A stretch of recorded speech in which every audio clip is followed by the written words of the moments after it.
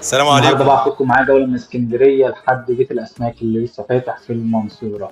طلعنا على الطريق الزراعي وخدنا العربية ومشينا لحد رشيد، ومن رشيد لحد ما وصلنا المنصورة واتمتعنا بالجو ده. نزلنا الريست هنا عند علي الزيني وكملنا لحد مول الداون تاون. ده المول من بره حاجة بسم الله ما شاء الله، قمة الجمال والنظافة والروعة.